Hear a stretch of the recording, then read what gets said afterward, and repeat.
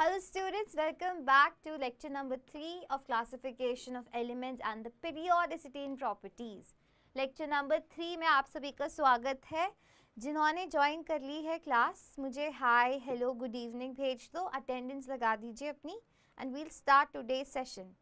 Last class में हमने long form of periodic table की बात करी थी कि कैसे long form of periodic table बनी, उसके रूल्स क्या क्या हैं एंड बेसिक चीज़ें उसकी, उसमें एस ब्लॉक क्या है, पी ब्लॉक क्या है, कॉन्फ़िगरेशंस क्या है, ये सारी हमने लास्ट क्लास में बात करी थी. Hello, good evening, hello. चलो let us begin today's class. अब आज हम पीरियोडिक ट्रेंड्स के बारे में बात करेंगे. जो सबसे ज़्यादा यहीं से क्वेश्चंस आते हैं, यहीं से आते हैं सवाल.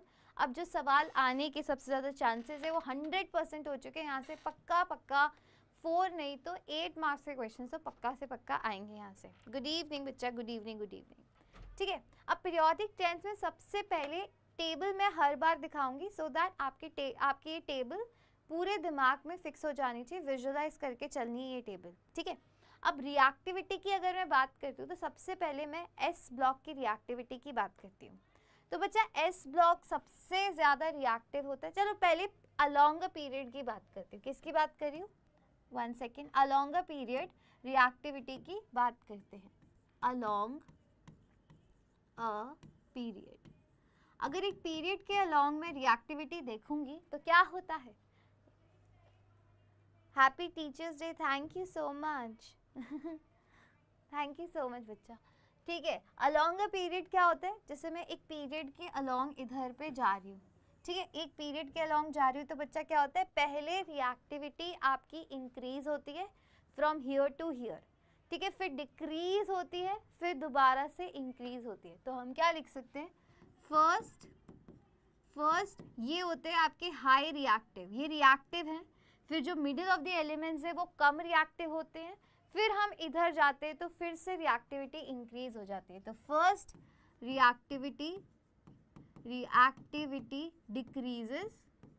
decreases in the middle of the period, in the middle में डिक्रीज होती है एंड देन इंक्रीजेस अगेन, फिर दोबारा से बच्चा इंक्रीज होती है जब हम इस साइड पे जाते हैं. राइट.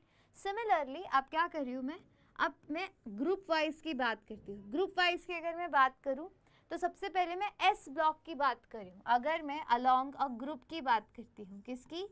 अलोंग अ ग्रुप की बात करती हूँ. सबसे पहले मैं ग्रुप नहीं लिखती, यहाँ पे मैं एस ब्लॉक लिख रही हूँ.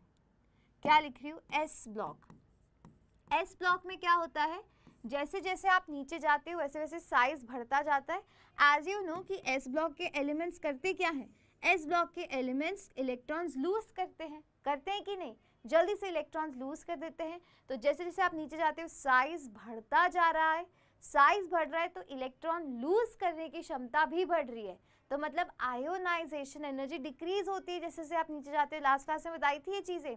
तो जैसे जैसे आप नीचे जाते हो एस ब्लॉक में along a group, as you go down a group, क्या होता है? आपकी रिएक्टिविटी होती है इंक्रीज. Very important. नेक्स्ट है आपका पी ब्लॉक की बात करती हूँ. इस पीरियोडिक टेबल में हम 2 ही ब्लॉक सबसे ज़्यादा पढ़ेंगे, एस और पी. पी ब्लॉक में बात करूँ तो जब पी ब्लॉक में बचा फ्लोरीन को देखना, फ्लोरीन से देखना, जब मैं नीचे जाती हूँ तो पी ब्लॉक की क्या क्षमता होती है? मैम पी ब्लॉक का फॉर एग्जांपल इस प्रकार का ऑर्बिटल है, तो ये इलेक्ट्रॉन जैसे लूज करता है, इसकी क्षमता होती है इलेक्ट्रॉन गेन करने की. क्या करने की? इलेक्ट्रॉन गेन करने की. याद रखना, पी ब्लॉक इलेक्ट्रॉन फेंकते हैं बाहर और एस ब्लॉक इलेक्ट्रॉन फेंकते हैं बाहर और पी ब्लॉक इलेक्ट्रॉन अपने अंदर लेते हैं. Electron gain. तो सबसे जल्दी अपने अंदर इलेक्ट्रॉन्स कौन लेगा? जो सबसे छोटा है. तो न्यूक्लियस के वो पास में होगा तो वो जल्दी से अट्रैक्ट कर लेगा इलेक्ट्रॉन. ठीक है, तो क्या बोल सकते हैं? तो पी ब्लॉक में जब हम डाउन द ग्रुप जाते हैं, तो पी ब्लॉक में जब हम डाउन द ग्रुप जाते हैं, बच्चा पी ब्लॉक में, तब क्या होगा? रिएक्टिविटी इंक्रीज होगी कि डिक्रीज होगी? जल्दी से बताओ. रिएक्टिविटी इंक्रीज होगी कि डिक्रीज होगी? जल्दी से बताइए. मैंने आपको पूरा फंडा बता दिया. जब हम अलोंग अ पीरियड चलते हैं तब क्या होता है, तब बीच में ये रिएक्टिव एलिमेंट्स है एस ब्लॉक, ये बीच वाले कम रिएक्टिव होते हैं एस ब्लॉक से, फिर दोबारा से इस साइड जाते हैं तो क्या होता है, रिएक्टिविटी इंक्रीज होती है। ऐसा क्यों है, क्योंकि S block elements electrons release करते हैं, फेंकते हैं बाहर, और पी ब्लॉक एलिमेंट्स अपने अंदर इलेक्ट्रॉन्स ले लेते हैं, ये चीज़ चलती है।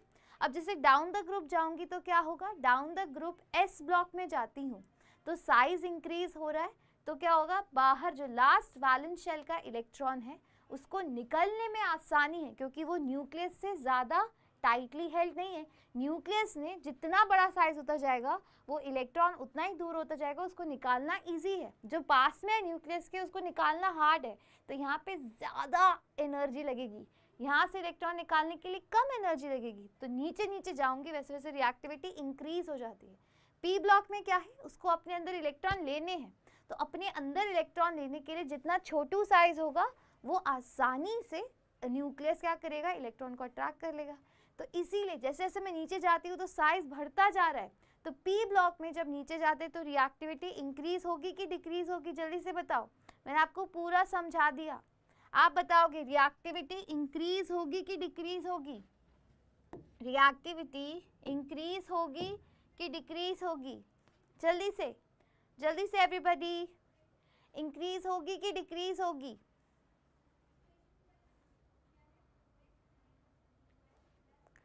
Correct, absolutely correct.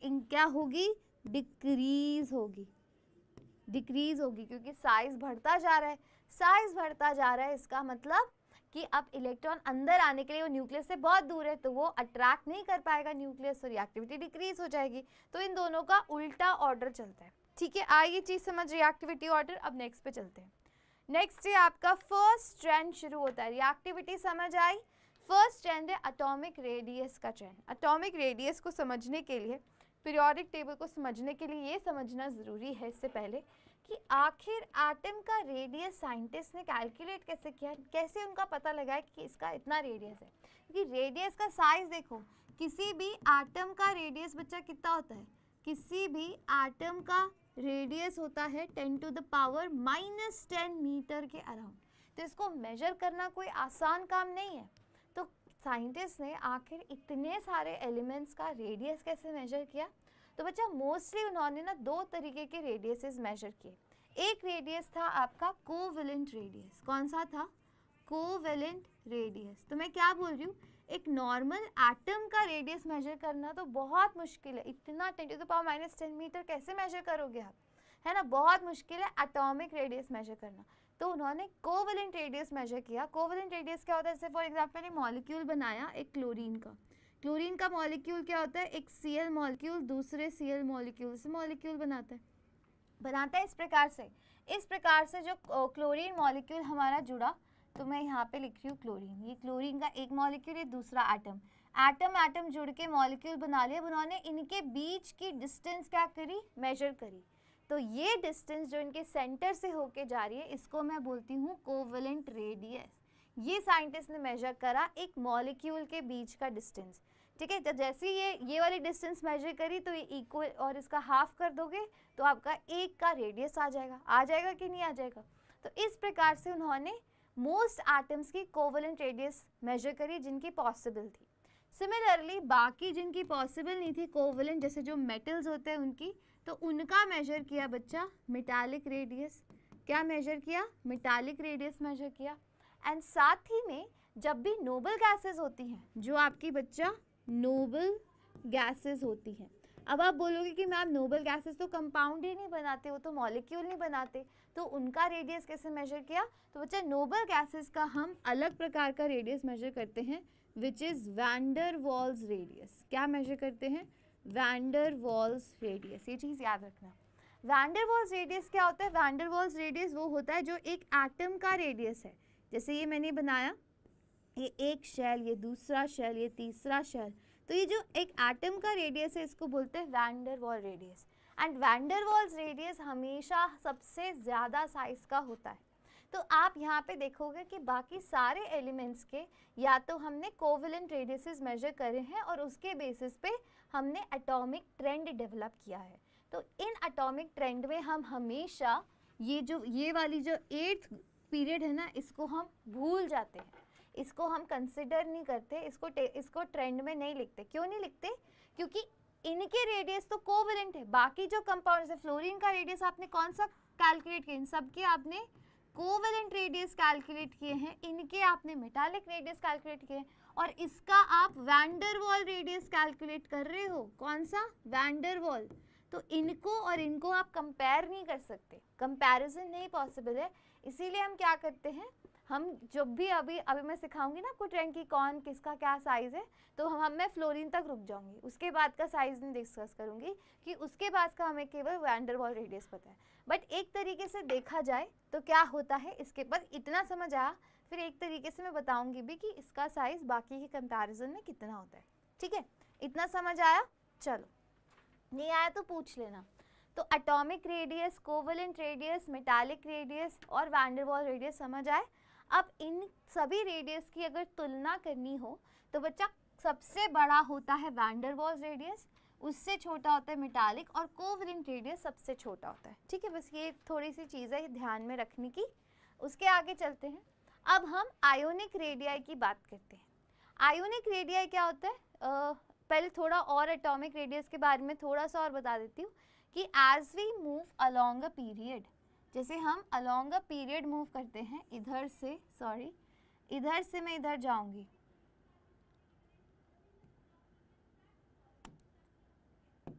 ओके जब मैं इस साइड से इस साइड जा रही हूँ, मैं अलोंग अ पीरियड मूव कर रही हूँ।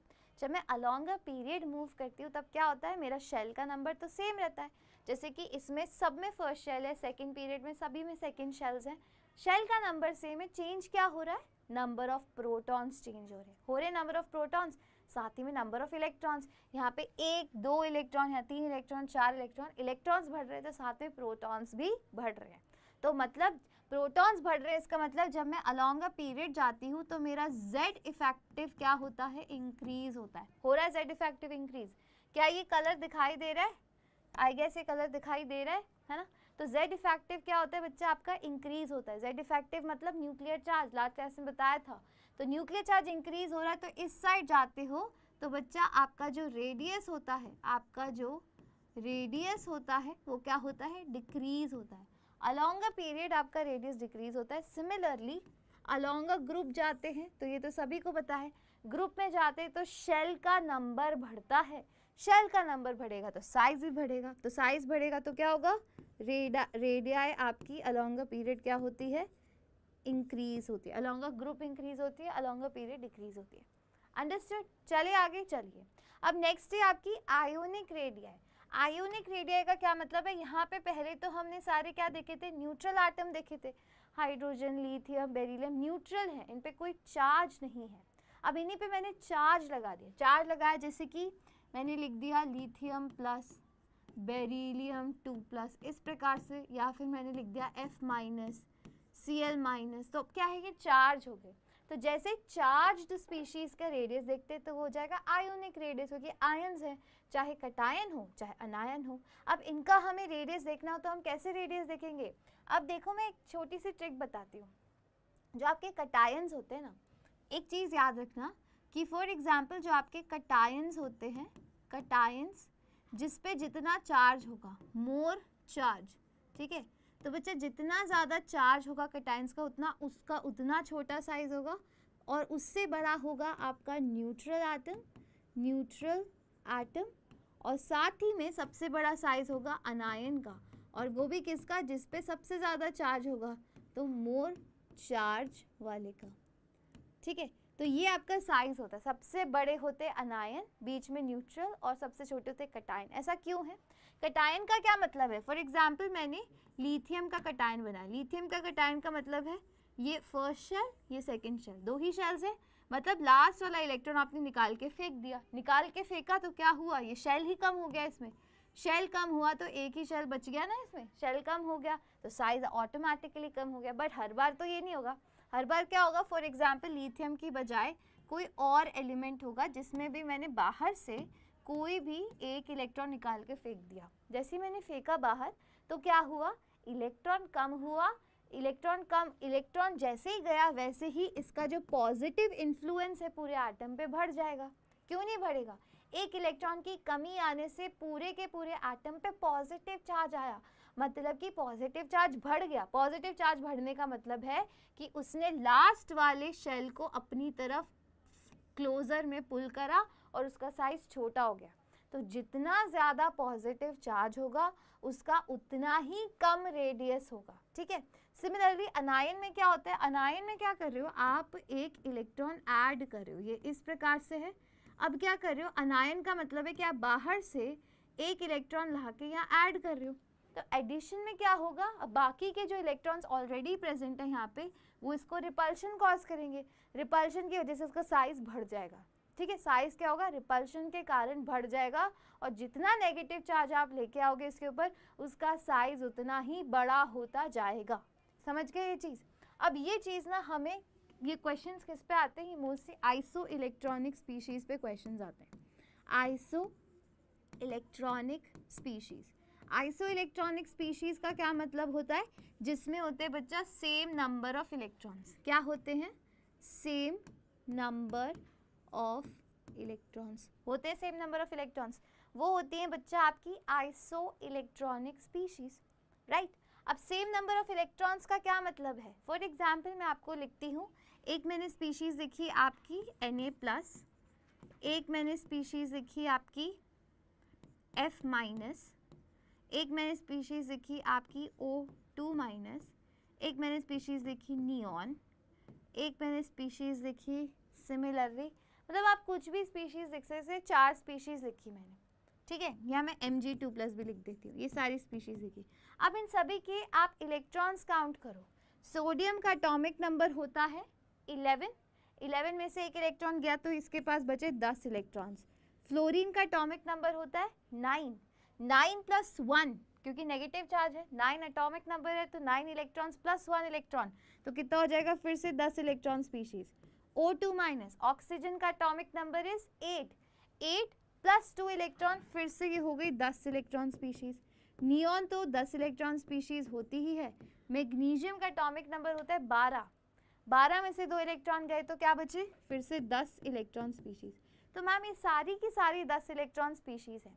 अब आपको इसका साइज में डिफरेंस करना। हम सेम इलेक्ट्रॉन्स का साइज क्या कर सकते हैं? बता सकते हैं, है ना। साइज कंपेयर कर सकते हैं।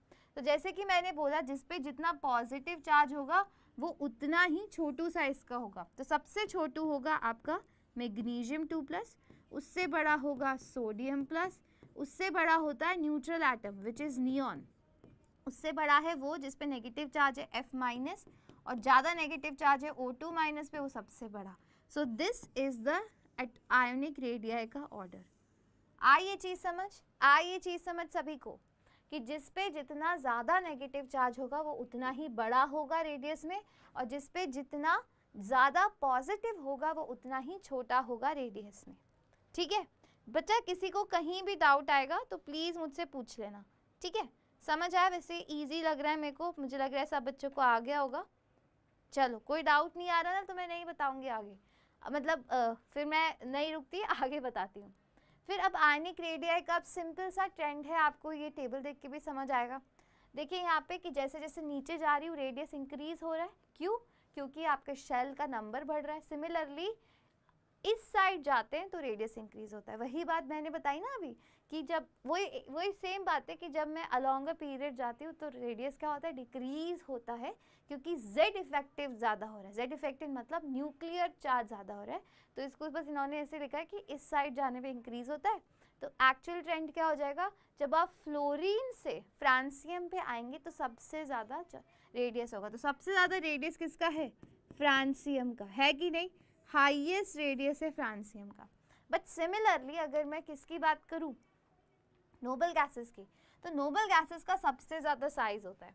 अगर मैं कायदे से बात करूँ कि van der Waals radius obviously सबसे ज़्यादा है, तो अगर क्वेश्चन में एग्जाम में तो वो कुछ भी पूछ सकते हैं ना, उसने पूछ ही लिया आपको कि नोबल गैसेस का सबसे ज़्यादा रेडियस होता है, तो आप बोलेंगे यस। क्या बोलेंगे? बिगेस्ट रेडियस या लार्जेस्ट। लार्जेस्ट इन साइज कौन से होते हैं? लार्जेस्ट इन साइज होती हैं सबसे ज़्यादा आपकी नोबल गैसेस। कौन सी होती है? Noble gases. उसके बाद आप बोलेंगे ग्रुप 1 के एलिमेंट्स। नोबल गैसेस के बाद आते हैं बड़े इन साइज होते हैं ग्रुप 1 के, फिर ग्रुप 2 के एंड सो ऑन। ठीक है, तो आप क्या लिखोगे कि सबसे ज़्यादा, जैसे सेकेंड पीरियड की बात करूँ तो सेकेंड पीरियड में नियॉन का सबसे बड़ा साइज है, उसके बाद है आपका लिथियम का, उसके बाद है लिथियम का, उसके बाद है बेरिलियम का साइज, उसके बाद है बोरॉन, उसके बाद है carbon, nitrogen, oxygen and fluorine. ये आप लिख सकते हैं, इस प्रकार से ऑर्डर लिख सकते हैं। सबसे बड़ा साइज है नोबल गैसेस का, फिर लिथियम का। ठीक है, and the largest in periodic table या तो फ्रांसियम होगा या फिर ये जो नीचे वाला एलिमेंट है, क्योंकि ये अभी तक डिस्कवर्ड नहीं है। ठीक है, अभी तक इसको ऐसे बोला जाता है कि अभी तक 114 ही एलिमेंट्स डिस्कवर हुए हैं, तो हम मानते हैं कि फ्रांसियम क्या है, सबसे ज़्यादा लार्जेस्ट इन साइज है in the entire periodic table. सबसे बड़ा अगर कोई, सबसे लार्जेस्ट इन रेडियस कोई है तो वो कौन सा है, फ्रांसियम। मैं लिख दूँ इसको, लार्जेस्ट रेडियस। ठीक है, चलिए नेक्स्ट पे, जिसमें जितना ज़्यादा, हाँ वो छोटू ठीक है, अब उसके बाद आगे चलते हैं। आइसो इलेक्ट्रॉनिक स्पीशीज वैसे तो मैंने आपको एक्सप्लेन कर ही दी। ठीक है, ये सारी बातें मैंने बता ही दी है, तो हमें यहाँ पढ़ने की ज़रूरत नहीं है, वही मैंने पहले ही बता दिया था आपको। The radii would be different because of the different nuclear charge. यही है कि इनमें सेम नंबर ऑफ इलेक्ट्रॉन्स है इन सारी स्पीशीज़ में। अभी देखा था ना, इनमें 10 इलेक्ट्रॉन्स थे, इवन दो इनमें सब में सेम इलेक्ट्रॉन्स है, बट इनका साइज डिफरेंट है। साइज क्यों डिफरेंट है, क्योंकि इन पे चार्ज अलग अलग है, तो चार्ज पे साइज मैटर करता है। तो ये आपको याद रखना है कि जैसे जैसे चार्ज बढ़ेगा या कम होगा, आपका साइज वेरी करेगा। नेक्स्ट है आपका एक क्वेश्चन है, ये आप करके बताइए मुझे, which of the following species will have the largest and the smallest size. आपके पास 4 ऑप्शंस है, इसमें से सबसे बड़ा कौन सा होगा और सबसे छोटा कौन सा होगा, जल्दी से बताओ, जल्दी से बताओ, बहुत अच्छा क्वेश्चन है, करके दिखाइए। Which of the following species will have the largest and the smallest size? Largest and the smallest size.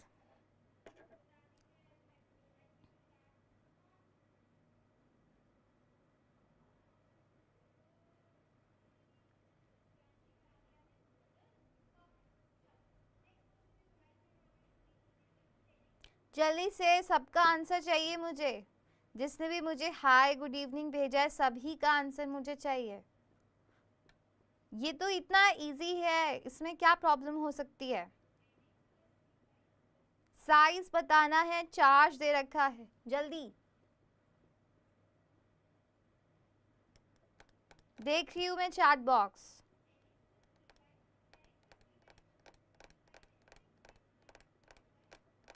ठीक है, बाकी लोग व्हाट आर यू डूइंग, इतनी देर थोड़ी लगती है इसको पता करने में। मैग्नीशियम कहाँ पे आता है, मैग्नीशियम है आपके सेकंड ग्रुप में, सेकंड ग्रुप में है मैग्नीशियम।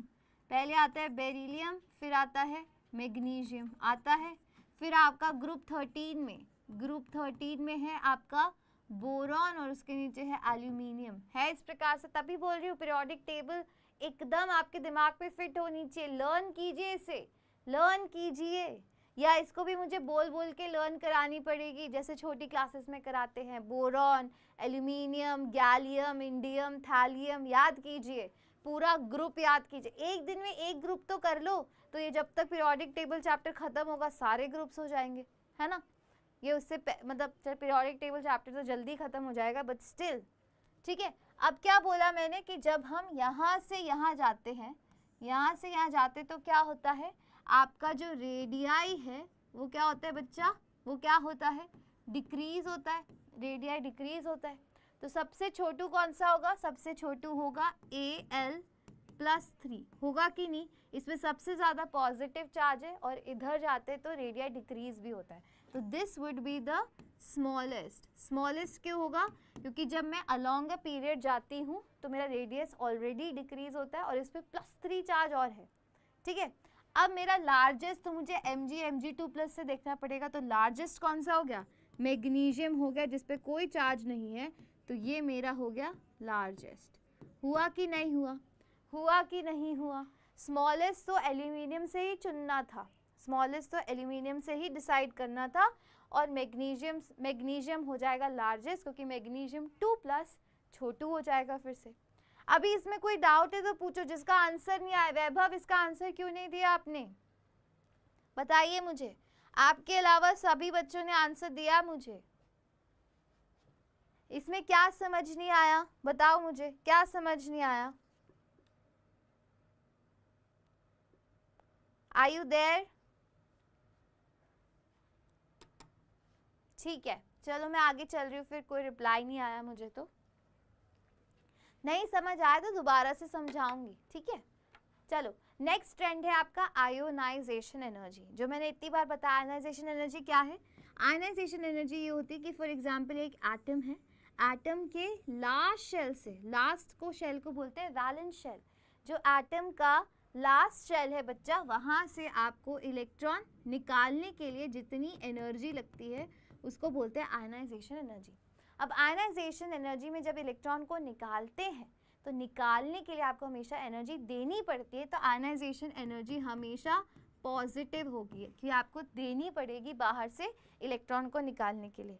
mg लार्जेस्ट होगा, करेक्ट करेक्ट वैभव, ठीक है। चलो नेक्स्ट चीज समझ आई। अब ये आयोनाइजेशन एनर्जी क्या हो जाएगी, यहाँ पे पॉजिटिव होगी। आयोनाइजेशन एनर्जी क्या है? लास्ट शेल से इलेक्ट्रॉन निकालने की जो एनर्जी चाहिए, तो यहाँ लिखी है minimum amount of energy required to remove the electron from the outermost orbit of an isolated atom in the gaseous state is known as ionization. Isolated मतलब अकेला पड़ा हुआ एटम से, गैसियस एटम से हमेशा निकालते हैं, ठीक है। किससे निकालते हैं? कि जब वो गैसियस स्टेट में है, गैसियस स्टेट में है, न्यूट्रल एटम है, थोड़ी थोड़ी सी इंपॉर्टेंट चीज़ें हैं, गैसियस स्टेट में है और कैसा एटम है? आइसोलेटेड एटम है, वहाँ से हम निकालते हैं इलेक्ट्रॉन, तो उसे बोलते हैं आयोनाइजेशन एनर्जी। अब आयोनाइजेशन एनर्जी भी लेवल्स में होती है। लेवल्स का मतलब है कि पहले एक इलेक्ट्रॉन निकाला, फिर दूसरा भी तो निकाल सकती हूँ, तीसरा भी तो निकाल सकती हूँ। तो फर्स्ट इलेक्ट्रॉन निकालने के लिए जो एनर्जी होती है उसे बोलते हैं फर्स्ट आयोनाइजेशन एनर्जी। तो फर्स्ट आयोनाइजेशन एनर्जी मतलब एक इलेक्ट्रॉन निकालने के बाद अब क्या होगा? एक इलेक्ट्रॉन लेस हो गया आपके मेटल में या फिर जो भी एलिमेंट है, तो उस पर आ जाएगा पॉजिटिव चार्ज, एक इलेक्ट्रॉन की कमी है इसके पास। अब पॉजिटिव चार्ज आने का मतलब है कि उस पर ज़्यादा पॉजिटिव चार्ज हो गया, मतलब वो और बाकी के इलेक्ट्रॉन्स को और स्ट्रांगली होल्ड करके रख पाएगा, क्योंकि उस पर ज़्यादा पॉजिटिव है तो वो इलेक्ट्रॉन्स को ज़्यादा स्ट्रांगली होल्ड कर पाएगा। तो हमेशा देखना कि फर्स्ट आयोनाइजेशन एनर्जी से सेकेंड आयोनाइजेशन एनर्जी हमेशा ज़्यादा होती है। सेकेंड मतलब दूसरा इलेक्ट्रॉन निकालने की एनर्जी, ठीक है। तो देखना आप, क्योंकि दूसरा इलेक्ट्रॉन निकालने के लिए मुझे m, अभी तो मैंने m से इलेक्ट्रॉन निकालना था, दूसरा इलेक्ट्रॉन मुझे निकालना है m प्लस से, फिर तीसरा निकालना है m2 प्लस पे, इस पे और भी ज़्यादा पॉजिटिव चार्ज है, जिसका मतलब अब वो इलेक्ट्रॉन और भी स्ट्रांगली होल्ड करके रखा हुआ है उसने, और भी ज़्यादा पॉजिटिव चार्ज, ठीक है। फिर सिमिलरली आयोनाइजेशन 4 मतलब फोर्थ इलेक्ट्रॉन निकालने की एनर्जी। तो आप देखोगे कि जो जितनी ज़्यादा, मतलब जो ज़्यादा, देखो आयोनाइजेशन एनर्जी 1 सबसे कम है, 2 उससे ज़्यादा, 3 उससे ज़्यादा, 4 उससे भी ज़्यादा, मतलब जितनी ज़्यादा आयोनाइजेशन एनर्जी होती जाएगी उसकी वैल्यू भी उतनी ज़्यादा होती जाती है। ये क्यों हो रही है? क्योंकि एक इलेक्ट्रॉन निकालने के बाद मेरे एटम पे आ जाता है positive charge.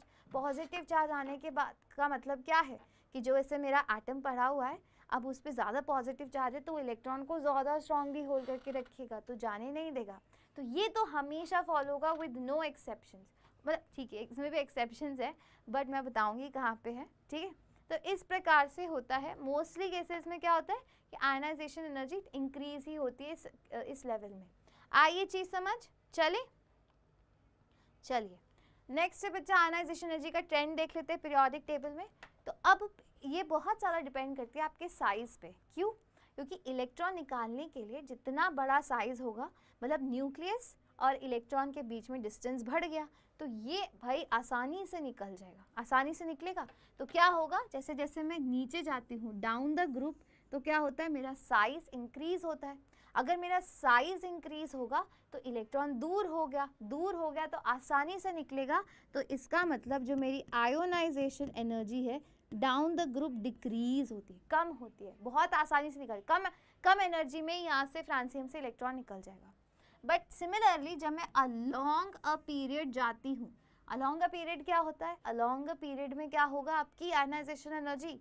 Along a period में छोटू होता जाता है साइज, मतलब कि अब इलेक्ट्रॉन निकालना बहुत मुश्किल है, बहुत मुश्किल है। इसका मतलब अब हो जाएगा आपकी आयोनाइजेशन एनर्जी हो जाती है बच्चा यहाँ पे इंक्रीज। तो अलोंग अ पीरियड इंक्रीज होती है, डाउन द ग्रुप आपकी डिक्रीज होती है। एंड सिमिलरली आपकी ये वाले जो एलिमेंट्स हैं नोबल गैसेस, इनकी बहुत ज़्यादा हो गया आयोनाइजेशन एनर्जी, क्योंकि ये क्या है, स्टेबल कॉन्फ़िगरेशन है, बहुत ज़्यादा स्टेबल एटम्स है, बहुत ज़्यादा स्टेबल है। तो इनके ऑलरेडी ऑक्टेट कंप्लीट है, इनके already these are very stable. Octet की बात चलो अभी नहीं करते, ये क्या है बच्चा, ये बहुत ज़्यादा स्टेबल है। ये स्टेबल है तो ये अपने अंदर इलेक्ट्रॉन्स क्यों लेंगे, नहीं लेंगे, तो इनकी बहुत ज़्यादा आयनाइजेशन एनर्जी होती है। ठीक है, चले नेक्स्ट पे। आई आयनाइजेशन एनर्जी का समझ शायद इतना ही है आयनाइजेशन एनर्जी में मेरे को बताने के लिए। थोड़ा सा और देख लेती हूँ, कुछ बचा है, हाँ थोड़ी और चीज़ें नेक्स्ट में देखते हैं। अभी देखिए आयनाइजेशन एनर्जी जो मैंने बताया कि जब मैं फ्रांसियम से फ्लोरीन की तरफ या क्लोरीन की तरफ जाती हूँ तो क्या होता है, आयनाइजेशन एनर्जी इंक्रीज होती है। तो ये एकदम उल्टा ट्रेंड है जो रेडियस का था। जो रेडियस का ट्रेंड फॉलो होता है उसके एकदम ऑपोजिट ना ionization energy.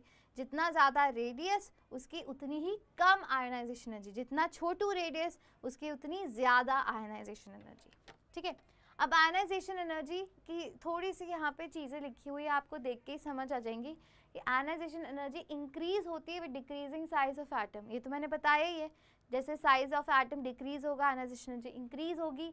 Ionization energy increase होती है विद डिक्रीजिंग स्क्रीनिंग इफेक्ट। यहाँ एक बहुत नया टर्म आया है विच इज स्क्रीनिंग इफेक्ट। आया है स्क्रीनिंग इफेक्ट टर्म। अब ये स्क्रीनिंग इफेक्ट हम समझते हैं। स्क्रीनिंग इफेक्ट क्या होता है, फॉर एग्जाम्पल मैंने इस प्रकार से यहाँ एटम बनाया, ये एक, ये न्यूक्लियस है, ये फर्स्ट शेल है, ये सेकंड शेल है, ये थर्ड शेल है।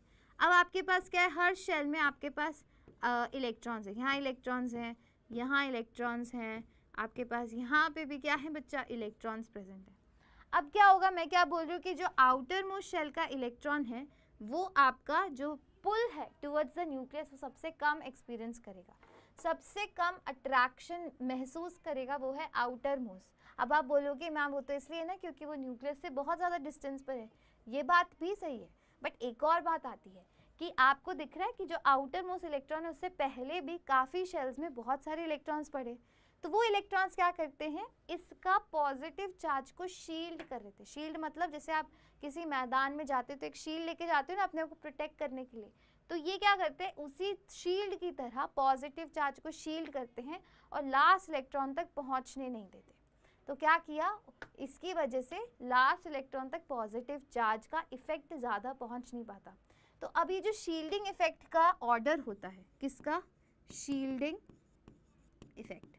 शील्डिंग इफेक्ट का बच्चा जो ऑर्डर होता है वो होता है कि सबसे ज़्यादा शील्ड करते हैं एस इलेक्ट्रॉन्स, फिर पी इलेक्ट्रॉन्स, फिर डी इलेक्ट्रॉन्स, और सबसे पुअर शील्डर्स होते हैं एफ।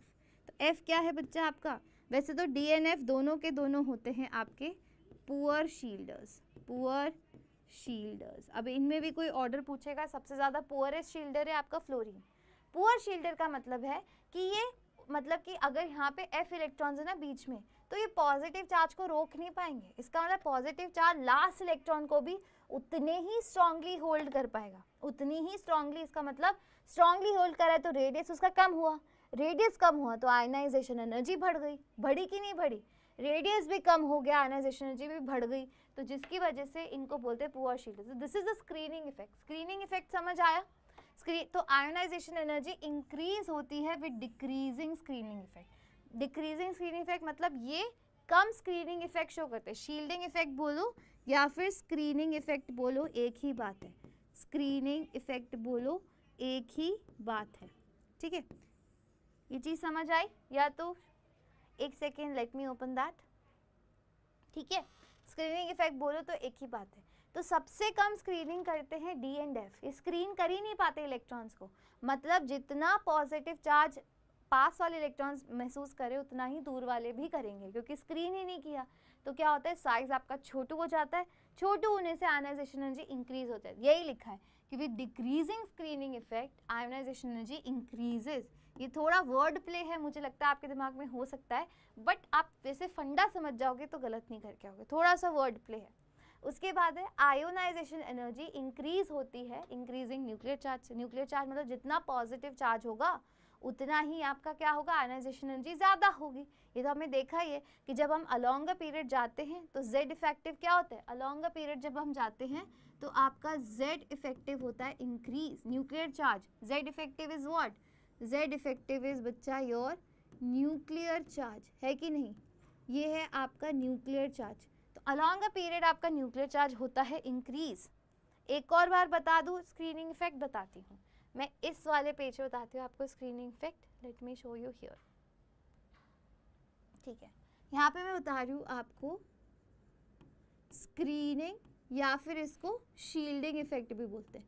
क्या बोलते हैं, शील्डिंग इफेक्ट, ठीक है। स्क्रीनिंग शील्डिंग इफेक्ट क्या है, फॉर एग्जाम्पल मेरे पास एक एटम है, ये मैंने बनाया न्यूक्लियस, ये फर्स्ट शेल है, ये मेरे पास सेकंड शेल है, ये मेरे पास थर्ड शेल है, ये मेरे पास फोर्थ शेल है। अब मैं क्या बोल रही हूँ कि मेरे पास हर शेल में इलेक्ट्रॉन्स है, ये इलेक्ट्रॉन, ये इलेक्ट्रॉन, ये इलेक्ट्रॉन, यहाँ इलेक्ट्रॉन, यहाँ इलेक्ट्रॉन, यहाँ इलेक्ट्रॉन, यहाँ इलेक्ट्रॉन, यहाँ इलेक्ट्रॉन, यहाँ इलेक्ट्रॉन, यहाँ मेरे पास हर शेल में क्या बचा, इलेक्ट्रॉन्स प्रेजेंट है, ठीक है। हर शेल में मेरे पास इलेक्ट्रॉन्स प्रेजेंट है। अब क्या होगा, अब आप बोलोगे कि मैम जो लास्ट शेल के इलेक्ट्रॉन्स हैं वो सबसे कम अट्रैक्शन फील करते हैं टुवर्ड्स द न्यूक्लियस। न्यूक्लियस ही तो अट्रैक्ट करके रखता है, न्यूक्लियस पे ही तो आपका पॉजिटिव चार्ज है और बाकी सारे इलेक्ट्रॉन्स नेगेटिव चार्ज है ना।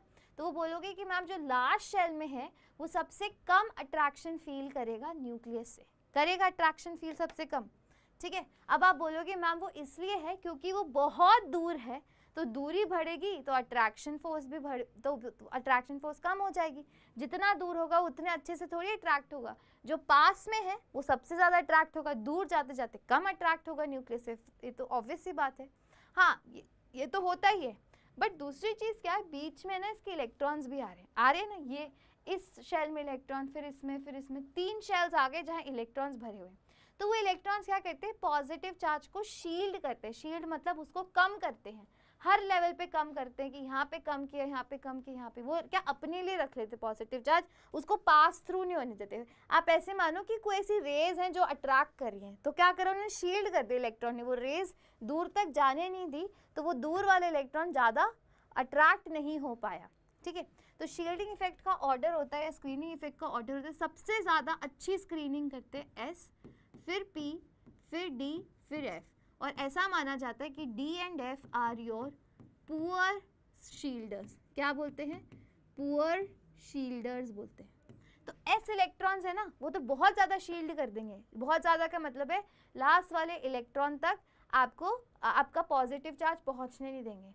बट अगर इनके बीच में D एंड F ऑर्बिटल्स डाल दिए, जैसे यहाँ पे D एंड F डाल दिए मैंने, यहाँ D एंड F इलेक्ट्रॉन्स डाल दिए, तो D and F electron shield नहीं करते पॉजिटिव चार्ज को, वो क्या करते हैं, जाने देते हैं अट्रैक्टिव फोर्सेस, जिसकी वजह से क्या हुआ कि शील्ड भी क्या, पुअर शील्डर्स, मतलब कि वो अपना पॉजिटिव चार्ज वहाँ तक जाने देते हैं। न्यूक्लियस का पॉजिटिव चार्ज शील्ड नहीं कर पाए, पॉजिटिव चार्ज निकल गया, उनको ऐसे काट के निकल गया।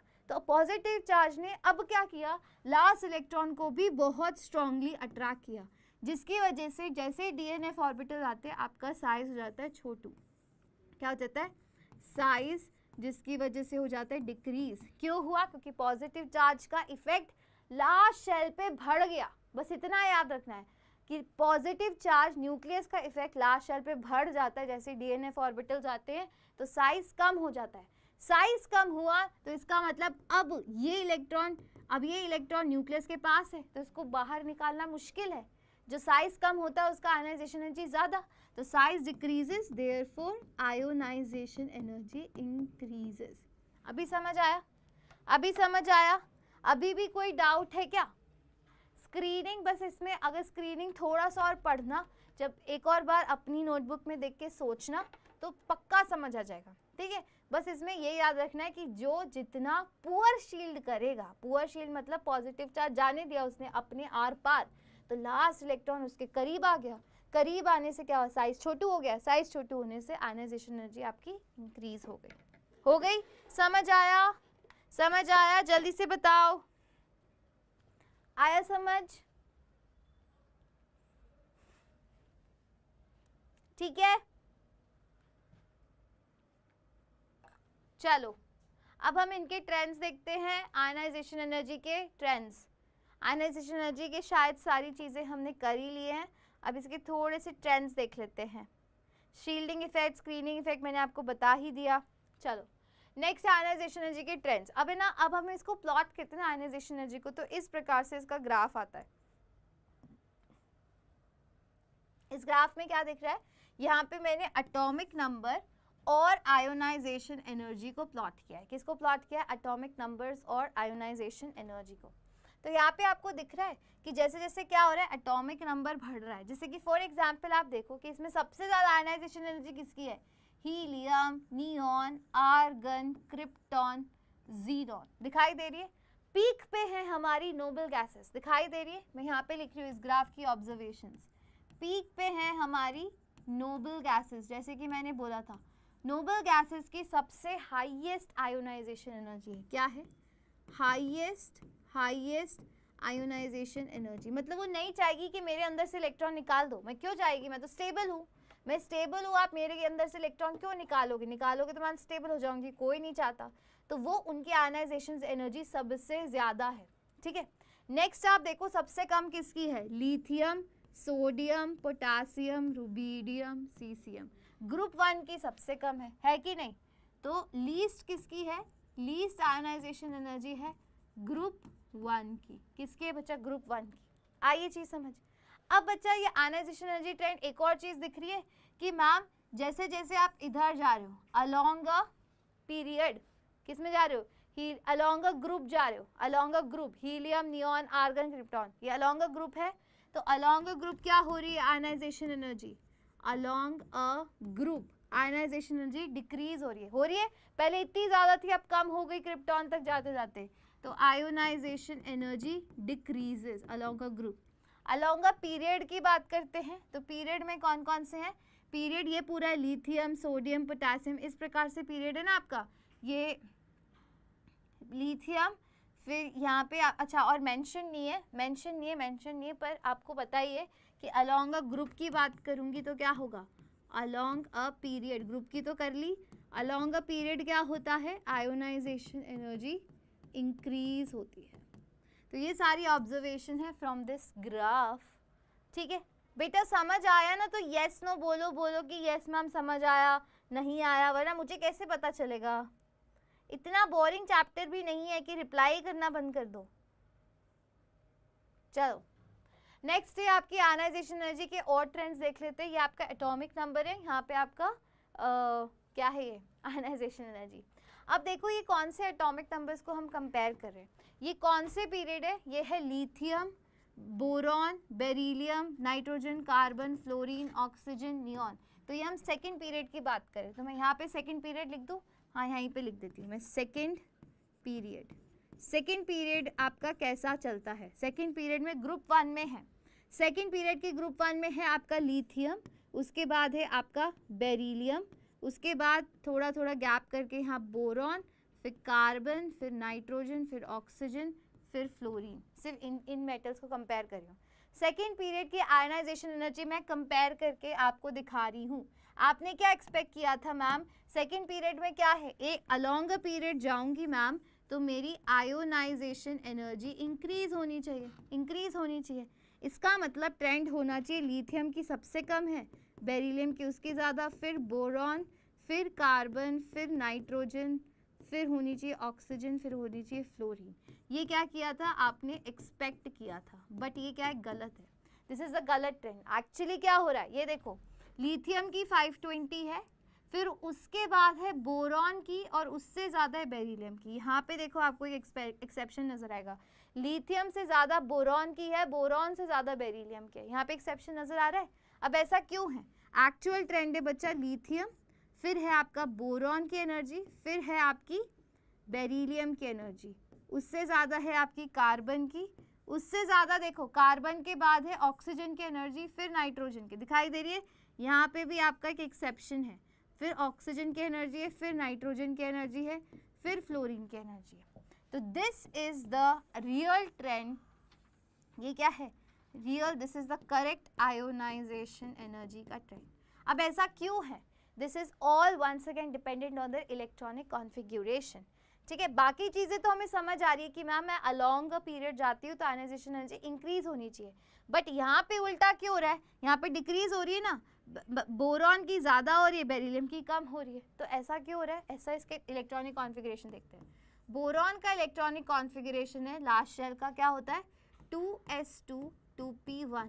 सिमिलरली बेरिलियम का होता है बच्चा 2s2, होता है कि नहीं।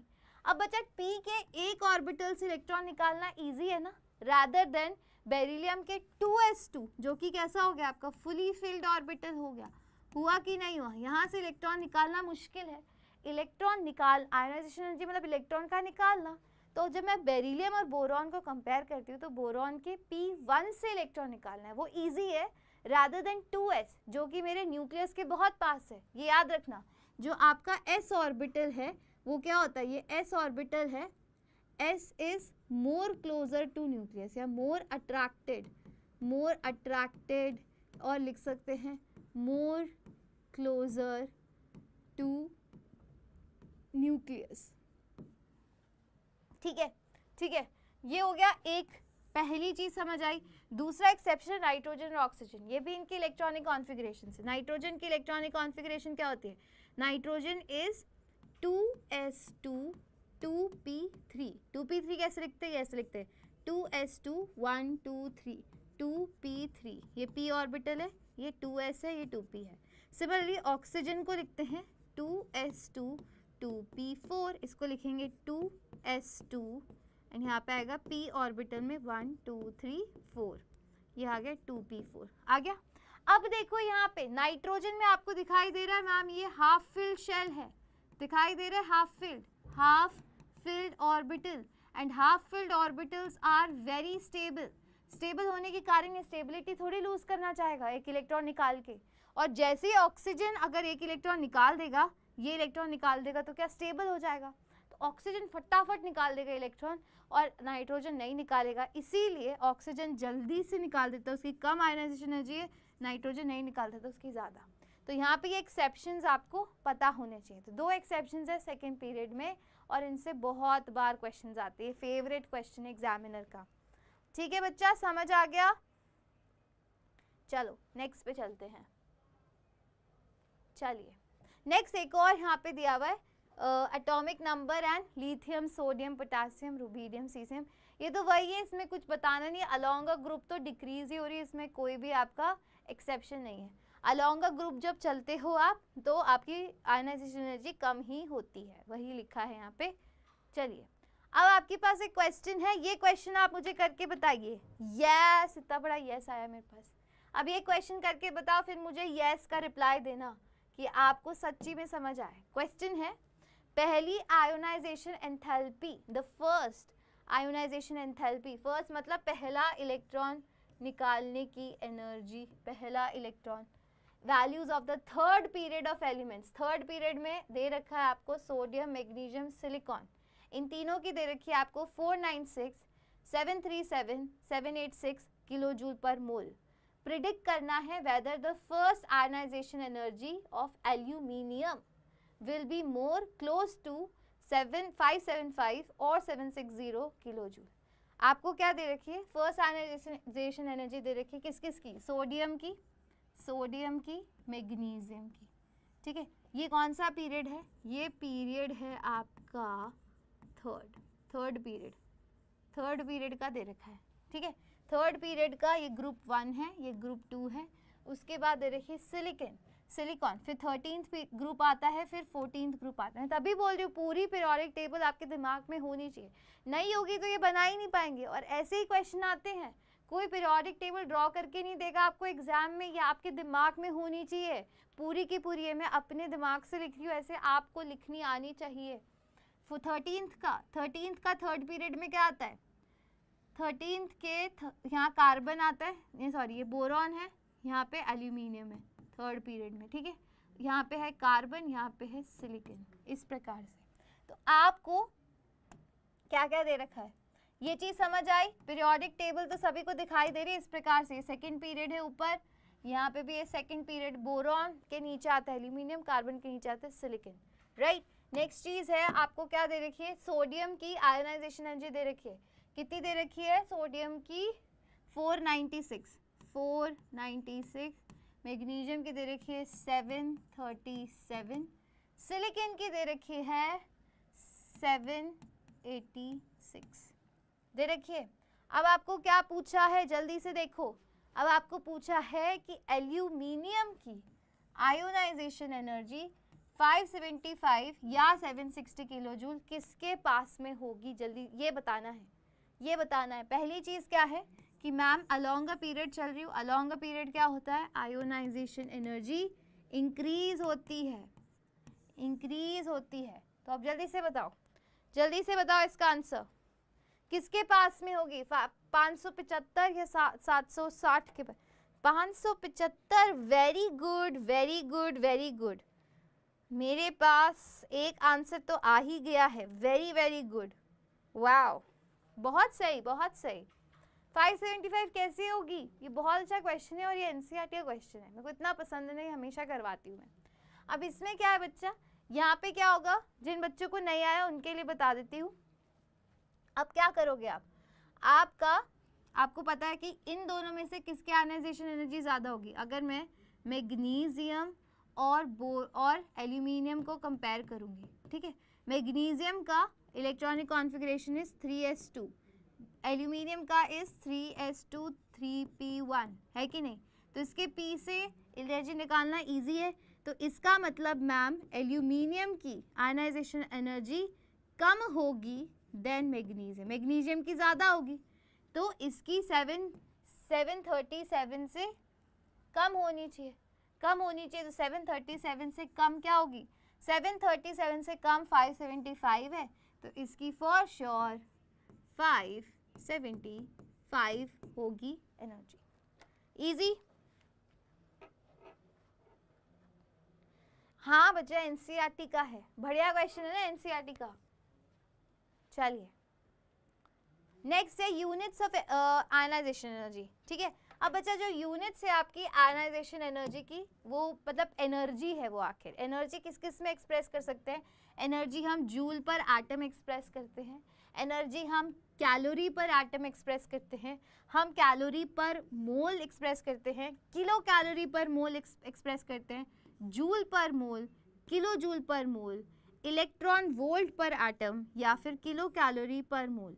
ये सारी चीज़ें कन्वर्जन्स दे रखे हैं यहाँ पे, ठीक है। ये कन्वर्जन टेबल है, आपके कहीं ना कहीं काम आएगी, बस क्योंकि वो एनर्जी है एक प्रकार की आयनाइजेशन, तो इसलिए मैंने यहाँ पे कन्वर्जन टेबल लगा दिया, आपके बहुत काम आएगी, ठीक है।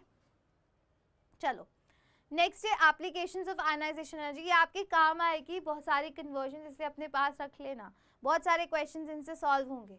जो मोस्ट इंपॉर्टेंट है ना वो मैं बता देती हूँ। मोस्ट इंपॉर्टेंट एक तो ये वाली है कि आपको मोल्स पता होने चाहिए, कितने मोल्स की क्या आयनाइजेशन एनर्जी होती है। एक ये कन्वर्जन आना चाहिए और एक आना चाहिए ये वाला, ठीक है। मोस्टली क्वेश्चंस इनसे हो जाते हैं और ठीक है, बस ये ज़्यादा इंपॉर्टेंट है, बाकी आपको याद रखनी है तो रख लो, बाकी इतनी इंपॉर्टेंट नहीं है, ठीक है। चलो नेक्स्ट है एप्लीकेशंस ऑफ आयनाइजेशन एनर्जी या पोटेंशियल।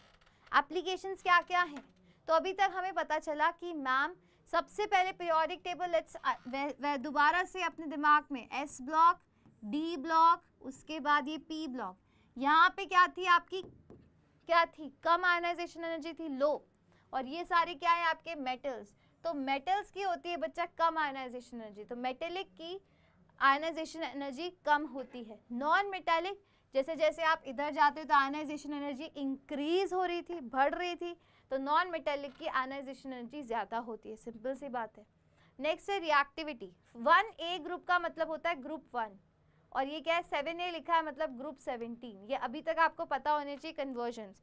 ये हमने 7A मैंने तब भी बताया था जब मेंडलीव की periodic table modern periodic table से कंपेयर करी थी, बताया था कि 7A का मतलब होता है ग्रुप 17। आपको दोनों की दोनों टेबल स्टडी करनी है, तब जाके आप इसको बता पाओगे। 1A मतलब ग्रुप 1, 7A मतलब ग्रुप 17, ठीक है। अब रिएक्टिविटी अगर हम देखेंगे तो रिएक्टिविटी के बारे में मैंने क्या बताया, 1A group has minimum ionisation energy, group 1 की सबसे कम होती है पीरियोडिक टेबल में, तो इसीलिए वो क्या होते हैं, स्ट्रॉन्ग रिड्यूसिंग एजेंट्स होते हैं। रिड्यूसिंग एजेंट कौन होता है? तो बच्चा रिड्यूसिंग एजेंट वो होता है जो जल्दी से इलेक्ट्रॉन डोनेट करते, क्या कर दे, जो इलेक्ट्रॉन डोनेट करता है उसको बोलते हैं हम रिड्यूसिंग एजेंट। तो ये तो बहुत जल्दी, इनकी बहुत कम आयनाइजेशन एनर्जी, मतलब बहुत जल्दी से इलेक्ट्रॉन निकल जाते हैं, तो बच्चा इसकी जो रिड्यूसिंग पोटेंशियल है वो बहुत ज़्यादा है, बहुत अच्छे रिड्यूसिंग एजेंट होते हैं। ठीक है, नेक्स्ट क्या है बच्चा आपका, strong reducing agents in gaseous state, जैसे कि, और इसमें भी डाउन द ग्रुप जाओगे तो वो और भी बढ़िया होता जाएगा। सबसे अच्छा रिड्यूसिंग एजेंट है सीजियम। नेक्स्ट है बच्चा ग्रुप 17 की बात करें तो इनकी मैक्सिमम आयनाइजेशन एनर्जी होती है अगर 18th ग्रुप को छोड़ दे, नोबल गैसेस की बात नहीं कर रहे, ठीक है, without noble gases periodic table देखते हैं तो इनकी सबसे ज़्यादा है। तो ये स्ट्रॉन्ग ऑक्सीडाइजिंग एजेंट्स होते हैं, क्या होते हैं, स्ट्रॉन्ग ऑक्सीडाइजिंग एजेंट्स। ठीक है, ये फ्लोरीन, फिर ये आएगा फ्लोरीन सबसे स्ट्रॉन्ग होता है, फिर क्लोरीन, फिर ब्रोमीन, फिर आयोडीन, इस प्रकार से। ठीक है, ठीक है, आइए चीज़ समझ। ये वाले पैराग्राफ में किसी को कोई डाउट है? जो आसानी से इलेक्ट्रॉन निकाल के फेंक देता है, जिसकी कम आयनाइजेशन एनर्जी है, वो स्ट्रॉन्ग रिड्यूसिंग एजेंट। जो जल्दी से नहीं देता, जिसकी सबसे ज़्यादा आयनाइजेशन एनर्जी है, या जो अपने अंदर इलेक्ट्रॉन बहुत आसानी से ले लेता है, वो स्ट्रॉन्ग रिड्यूसिंग एजेंट। तो strongest reducing agent in the, sorry oxidising agent, strongest oxidizing agent in the entire periodic table is fluorine। क्या है, फ्लोरीन। फ्लोरीन सबसे अच्छा ऑक्सीडाइजिंग एजेंट है क्योंकि वो अपने अंदर इलेक्ट्रॉन सबसे जल्दी ले लेता है। ठीक है, ठीक है, चलिए आगे। Next is stability of oxidation states. If the difference between the two successive ionization energies is greater than or equal to 16, अब जैसे टू सक्सेसिव का क्या मतलब है कि सोडियम से एक इलेक्ट्रॉन निकाला, उसके बाद दूसरा इलेक्ट्रॉन निकाला, तो दो सक्सेसिव हो गई, यहाँ पे आयनाइजेशन एनर्जी 1, यहाँ आयनाइजेशन एनर्जी 2। अगर इन दोनों का जो डिफरेंस है, इन दोनों आयनाइजेशन एनर्जीज का डिफरेंस अगर 16 से ज़्यादा या इक्वल है, तो बच्चा आपकी जो कम ऑक्सीडेशन स्टेट होती है वो स्टेबल होती है। जैसे हमें पता है सोडियम +2 कभी बनता ही नहीं है, कभी बनता ही नहीं है सोडियम +2, कभी पूरी केमिस्ट्री में नहीं मैंने देखा बनते हुए। सोडियम +1 ही बनता है, यही स्टेबल है। ठीक है, फिर सोडियम +1 इज स्टेबल। नेक्स्ट है आपका अगर difference between the two consecutive, जैसे मैग्नीशियम का एक इलेक्ट्रॉन निकाला, 2 इलेक्ट्रॉन, अगर इन दोनों का डिफरेंस कितना है, लेस देन और इक्वल टू 11, अगर 11 से क्या है, 11 से कम है या इक्वल है, तो आपका ज़्यादा ऑक्सीडेशन स्टेट वाला ज़्यादा स्टेबल है। जैसे Mg+ और Mg2+ की आयनाइजेशन एनर्जी में केवल 7.4 इलेक्ट्रॉन वोल्ट का डिफरेंस है, तो इसमें Mg+2 आपका ज़्यादा स्टेबल है। ठीक है, तो higher oxidation state is more stable. Next है एल्यूमिनियम की अगर बात करूँ तो एल्यूमिनियम में देखो इन दोनों का कितना है, 11 से ज़्यादा है इसका इलेक्ट्रॉन पोटेंशियल, तो यहाँ पे भी छोटी वाली ज़्यादा स्टेबल है, aluminium plus is more stable. Next है एल्यूमिनियम 2+ से 3+ जब बना रही हूँ तो इनका डिफरेंस 6 ही आता है, 6 ही आ रहा है, तो ये कम है 11 से, इसका मतलब यहाँ पे एल्यूमिनियम +3 स्टेबल है। तो इन दोनों कंपेयर करती हूँ एल्यूमिनियम +1 और +2 को, तो +1 स्टेबल है, और फिर +2 और +3 को कंपेयर करती हूँ तो +3 स्टेबल है। ठीक है, तो aluminium +1 is stable only in gaseous phase and +3 stable in liquid and solid state. ठीक है, लिक्विड्स और सॉलिड्स में एल्यूमिनियम के +3 आयंस मिलते हैं, गैसियस में आपको +1 आयंस मिलते हैं। तो ये थोड़े से फैक्ट्स हैं, चलते हैं आगे। अब नेक्स्ट आती है आपकी electron gain enthalpy. Electron gain enthalpy as the name suggest, ionisation में क्या कर रहे थे, इलेक्ट्रॉन निकाल के फेंक रहे थे, इलेक्ट्रॉन गेन करने की एनर्जी उसको बोलते हैं इलेक्ट्रॉन गेन एंथैल्पी। अब जैसे ये मेरा इलेक्ट्रॉन है, इसके अंदर इलेक्ट्रॉन जब आएगा तो कितनी एनर्जी रिलीज होगी। जैसे आयनाइजेशन एनर्जी में तो एनर्जी देनी पड़ रही थी, पॉजिटिव एनर्जी थी, तब जाके इलेक्ट्रॉन निकलता था, एनर्जी दोगे तो इलेक्ट्रॉन निकलेगा। यहाँ पे क्या है, जब इलेक्ट्रॉन ऐड होता है तो एनर्जी बच्चा रिलीज होती है, क्या होती है, एनर्जी रिलीज होती है, रिलीज। तो याद रखना जो आपकी इलेक्ट्रॉन गेन एंथैल्पी है उसका ΔH होता है नेगेटिव। अब हम नेगेटिव ΔH को क्या करने वाले हैं, कंपेयर करने वाले हैं, जिसमें जितनी ज़्यादा एनर्जी निकलेगी, ये मैंने पहले भी कितनी बार बताया है, जिसमें से जितनी ज़्यादा एनर्जी निकलेगी वो उतना नेगेटिव होती है कि नहीं, उतनी ही नेगेटिव होगी, जितनी नेगेटिव होगी इलेक्ट्रॉन गेन एंथैल्पी उतना स्टेबल मॉलिक्यूल होगा आपका, क्या होगा, स्टेबल। ठीक है, तो यहाँ पे जितना ज़्यादा नेगेटिव होगा उसको बोलेंगे हायर। जैसे हमें एक चीज़ पता है, एक चीज़ क्या पता है, इसमें यही क्वेश्चन कंफ्यूज करने के लिए आते एग्जाम में। अभी मैं पूरी पीरियोडिक टेबल की आपको इलेक्ट्रॉन गेन एंथैल्पी बताने वाली हूँ। ठीक है, मैं बताऊंगी कि जब हम इधर से इधर जाते हैं तो क्या होता है, इनकी इलेक्ट्रॉन लेने की क्षमता बढ़ती है कि नहीं। ये तो इलेक्ट्रॉन देते हैं, एस ब्लॉक तो इलेक्ट्रॉन देने वाले हैं, और ये जो पी ब्लॉक है स्पेशली 17 और 17-16 ग्रुप क्या है, इलेक्ट्रॉन लेने वाले ग्रुप्स हैं। तो इनकी इलेक्ट्रॉन गेन एंथैल्पी इस साइड जाते तो इंक्रीज होती है, ये बोल रही हूँ मैं। इधर जाऊंगी तो इलेक्ट्रॉन गेन एंथैल्पी इंक्रीज होती है, बट इंक्रीज किस में होती है, इनकी नेगेटिव वैल्यू इंक्रीज होती है। नेगेटिव मतलब एनर्जी रिलीज करने की। जो जितना जल्दी अपने अंदर इलेक्ट्रॉन ले लेगा उसकी उतनी ही ज़्यादा क्या होगी, इलेक्ट्रॉन गेन एंथैल्पी होगी नेगेटिव में।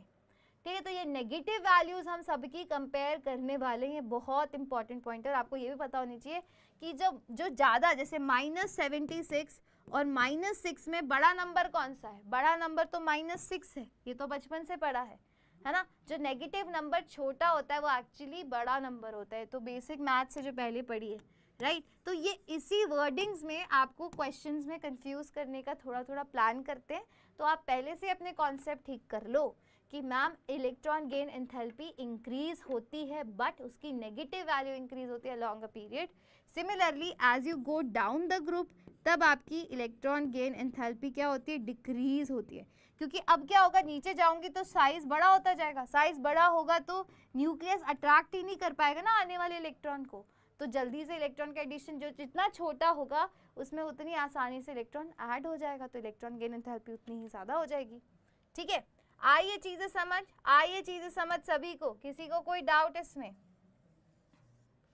ठीक है, अब देखिए यहाँ पे ये सारी चीज़ें लिखी हुई है। जब एक इलेक्ट्रॉन ऐड होता है, एक इलेक्ट्रॉन को ऐड करती हूँ न्यूट्रल गैसियस एटम में to convert it into the negative ion, the enthalpy change accompanying the process is defined as the electron gain enthalpy। उसको क्या बोलते हैं, उसको बोलते हैं इलेक्ट्रॉन गेन एंथैल्पी। जब एक न्यूट्रल एटम में आपका इलेक्ट्रॉन ऐड होता है तो डिपेंडिंग ऑन द एलिमेंट। हाँ, अब एक और चीज़ है कि यहाँ जा रही हूँ तो नेगेटिव हो रही है, एनर्जी रिलीज हो रही है, बट सिमिलरली लास्ट वाली कौन सी ग्रुप है मेरे, noble gases. Noble gases neon, argon, krypton, ये सारे नोबल गैसेज तो स्टेबल है, तो ये तो ना ही इलेक्ट्रॉन लूज करेंगे, ना ही इलेक्ट्रॉन गेन, ना ही इलेक्ट्रॉन अपने अंदर लेंगे, नहीं लेंगे, तो इनकी इलेक्ट्रॉन गेन एंथैल्पी पॉजिटिव होती है। क्या बोल रही हूँ कि जो आपका लास्ट ग्रुप है इसकी इलेक्ट्रॉन गेन एंथैल्पी होती है पॉजिटिव मतलब इनको एनर्जी देनी पड़ेगी आपको इनमें इलेक्ट्रॉन ऐड करने के लिए, अपने आप तो करेंगे नहीं क्योंकि हम स्टेबल हैं, हम क्यों करेंगे अपने अंदर इलेक्ट्रॉन्स ऐड।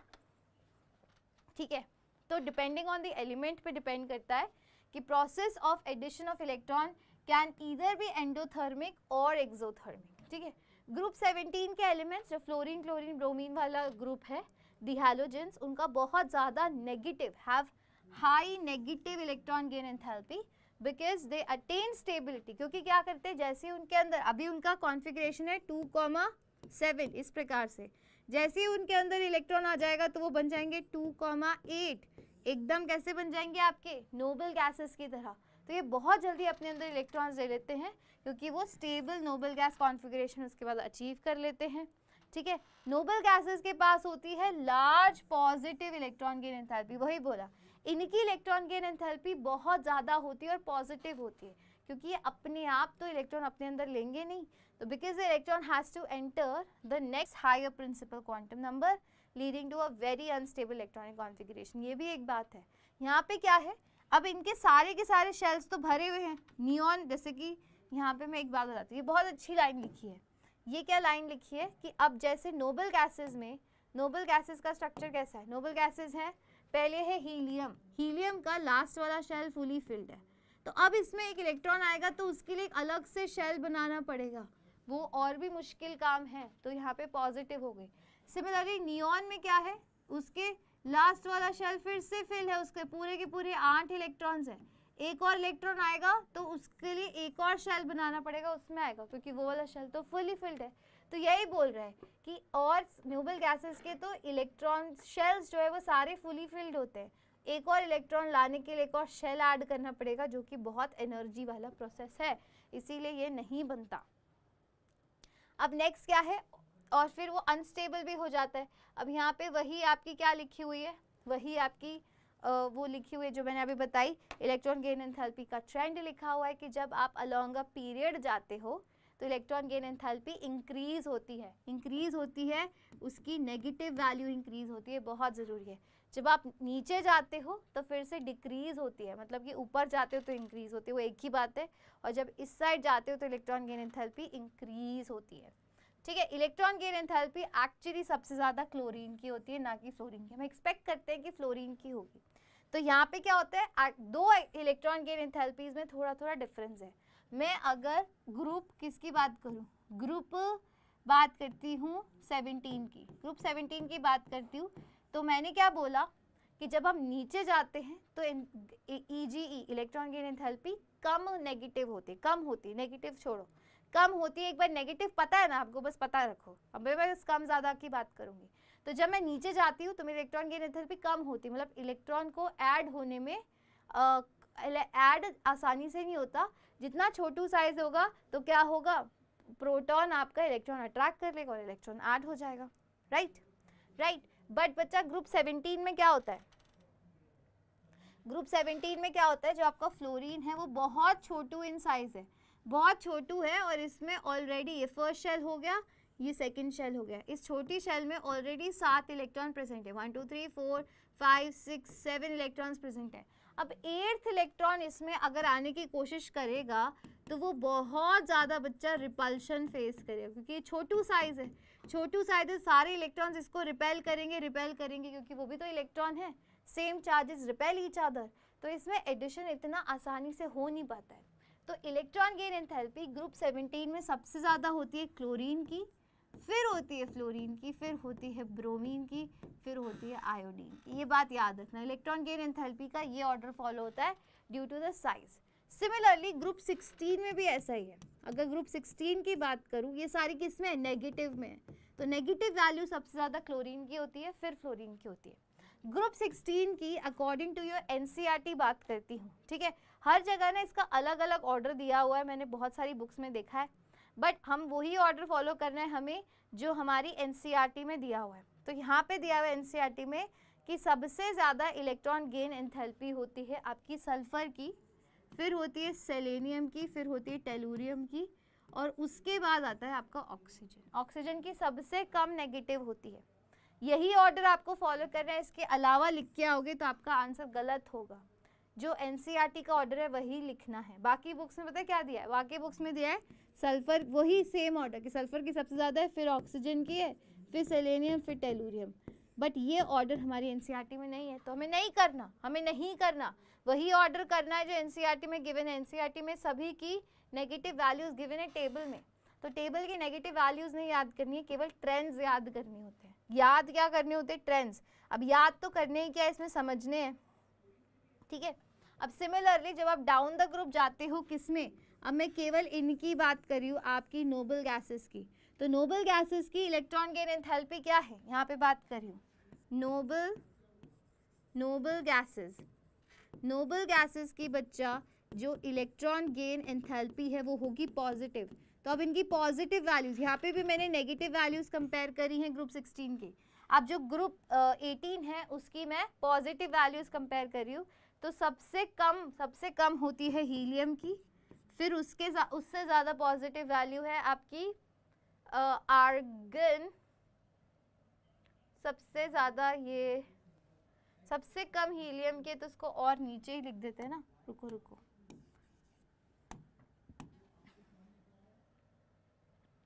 सबसे ज़्यादा है नियॉन की, उसके बाद है आपकी आर्गन। में वैल्यूज देख रही हूँ आपके NCERT से, आर्गन बेटा NCERT के सारे ट्रेंड्स हमें करने जो टेबल्स में दिए हुए वो सारे के सारे।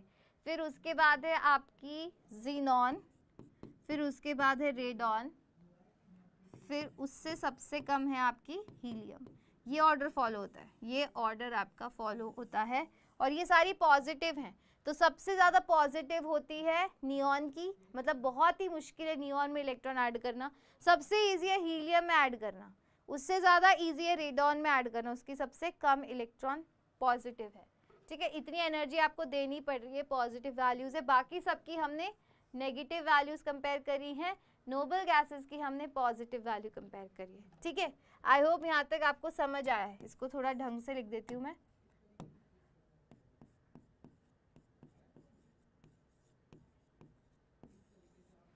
ठीक है बच्चा,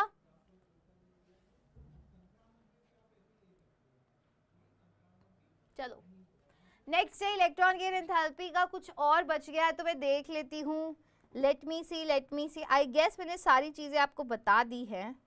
हाँ जी, और कुछ नहीं बचा हमारा इलेक्ट्रोनेगेटिविटी का। अब एक क्वेश्चन करते हैं, चलो ये क्वेश्चन करके दिखाओ। Which of the following will have the most negative electron gain enthalpy? ये जल्दी से बताइए, अभी हमने डिस्कस किया था। सबसे ज्यादा नेगेटिव इनमें से किसकी होगी and which the least negative? जो सबसे ज्यादा नेगेटिव होगी, सबसे लीस्ट नेगेटिव होगी वो। तो मैं फिर से बता रही हूँ कि जब हम अलोंग अ पीरियड चलते हैं तो आपकी इलेक्ट्रॉन गेन एंथैल्पी इंक्रीज होती है नेगेटिव वैल्यू। नेगेटिव वैल्यू मतलब यहाँ पे अगर -1 वैल्यू है तो यहाँ -100 वैल्यू होगी, तो नेगेटिव वैल्यू आपकी इंक्रीज होती है। ठीक है, जब आप नीचे जाते हो तब क्या होता है, इलेक्ट्रॉन गेन एंथैल्पी आपकी डिक्रीज होती है नेगेटिव वैल्यू में। मतलब यहाँ पे अगर आपकी -1 है तो यहाँ पे, मतलब यहाँ पे अगर 50 मान लेते हैं, यहाँ पे मैं मान रही हूँ -50 होती नहीं है, मैं एक रेफरेंस के लिए बता रही हूँ, एक्चुअली नहीं होती, रेफरेंस बता रही हूँ। अगर यहाँ पे -50 है तो यहाँ पे इंक्रीज होगी नेगेटिव में, यहाँ -100 मान लेती हूँ। यहाँ पे क्या है, डिक्रीज हो रही है नेगेटिव में, मतलब यहाँ -50 थी तो यहाँ पे हो जाएगी आपकी -10। समझ गए? इस प्रकार से डिक्रीज हो रही है नेगेटिव में डिक्रीज हो रही है। तो ये आपको ध्यान में रखनी है चीज़ें। एक्चुअली ये वैल्यूज बिल्कुल भी नहीं है, केवल समझाने के लिए बता रही हूँ। जल्दी से बताओ कि कौन सा सबसे ज़्यादा नेगेटिव होगा, कौन सा सबसे कम नेगेटिव वैल्यू होगी। जल्दी से, I am looking at the chat box.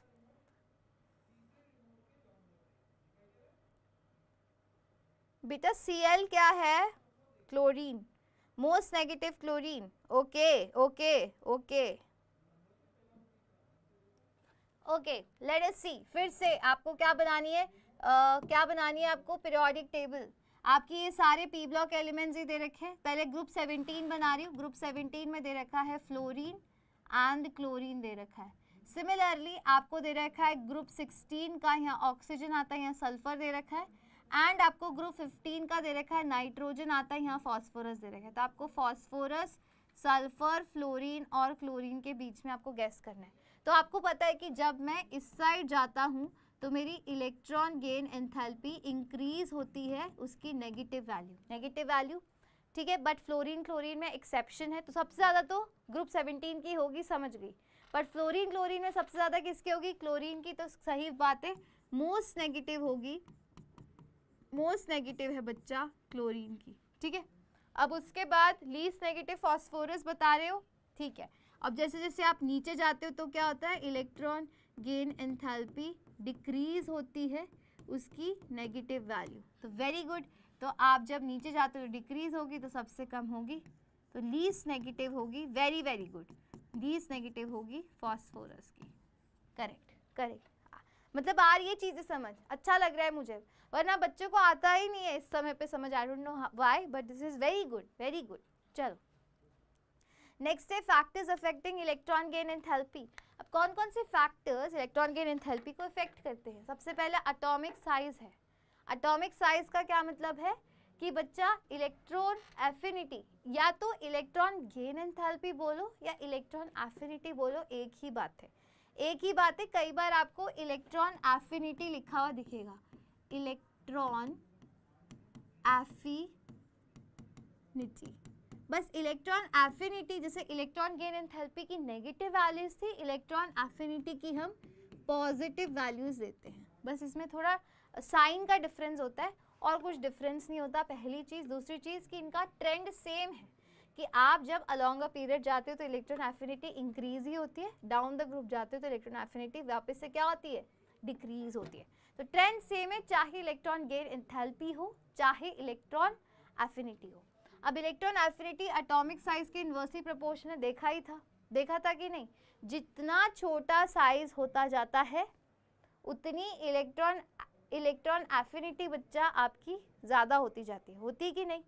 जितना छोटू साइज था, मैंने क्या बोला था, जैसे हम नीचे जा रहे हैं साइज इंक्रीज हो रहा है कि नहीं हो रहा? जैसे जैसे पीरियोडिक टेबल में नीचे जा रहे हैं तो आपका साइज हो रहा है इंक्रीज, साइज इंक्रीज हो रहा है, जैसे जैसे नीचे जा रहे हैं तो आपकी इलेक्ट्रॉन एफिनिटी हो रही है डिक्रीज। तो ये कैसा है? इनवर्स रिलेशनशिप है ना, तो हो गया। Next is screening effect.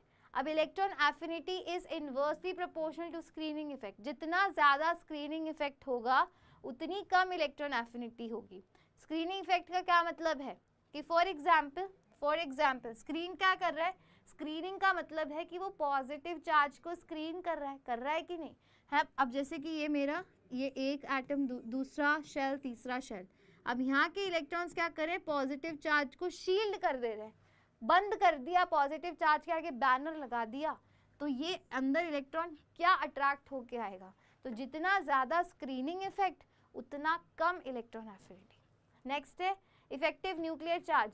जितना ज़्यादा इफेक्टिव न्यूक्लियर चार्ज होगा उतनी इलेक्ट्रॉन एफिनिटी होगी, ऑब्वियसली, क्योंकि न्यूक्लियस ही तो अट्रैक्ट कर रहा है इलेक्ट्रॉन को, राइट। बेटा हंस क्यों रहे हो फैक्टर्स को देख के? नेक्स्ट है बच्चा स्टेबिलिटी ऑफ कंप्लीटली फिल्ड और हाफ फिल्ड ऑर्बिटल्स।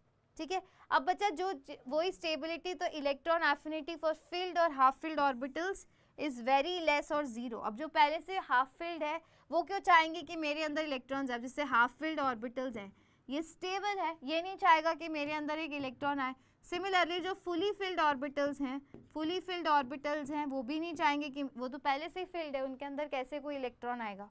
ठीक है, तो यहाँ पे भी तो इनकी इलेक्ट्रॉन एफिनिटी क्या होती है? बहुत ही कम होती है या जीरो होती है, बहुत ही कम होती ही नहीं इनकी इलेक्ट्रॉन एफिनिटी।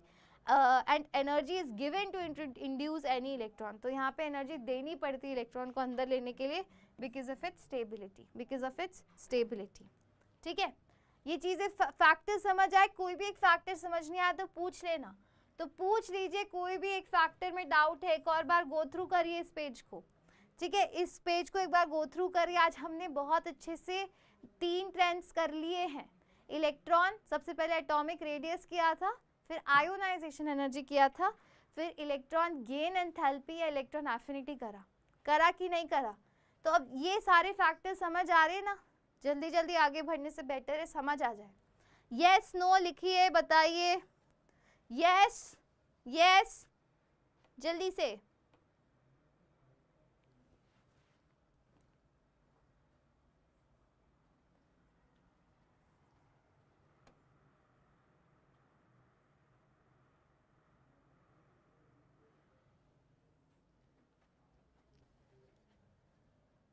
डी वाला बताओ, स्टेबिलिटी ऑफ कंप्लीटली फिल्ड वाला बता, डी में क्या है? अगर देखो ये वही चीज़ है कि अगर मेरे पास कोई भी एटम है जिसमें ऑलरेडी हाफ फिल्ड शेल्स है। हाफ फिल्ड क्या होता है? हाफ फिल्ड मतलब मेरे पास एस है और यहाँ पे पी सब शेल है, तो पी में होते हैं 3 ऑर्बिटल्स, एस में होते हैं 2, तो ये पूरा फिल्ड है। और पी में आपके 1 2 3 इलेक्ट्रॉन्स है। जैसे ये पी क्या हो गया आपका? हाफ फिल्ड हो गया।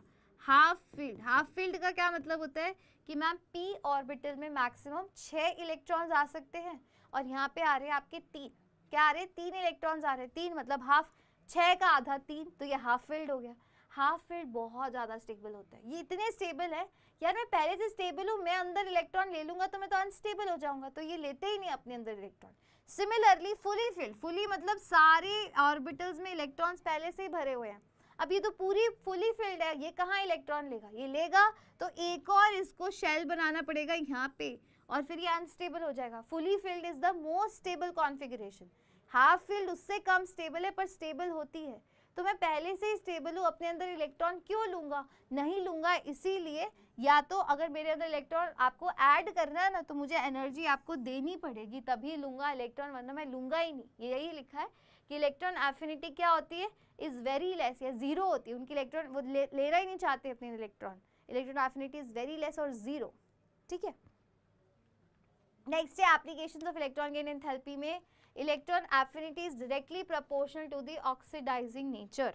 क्या है? Oxidising nature.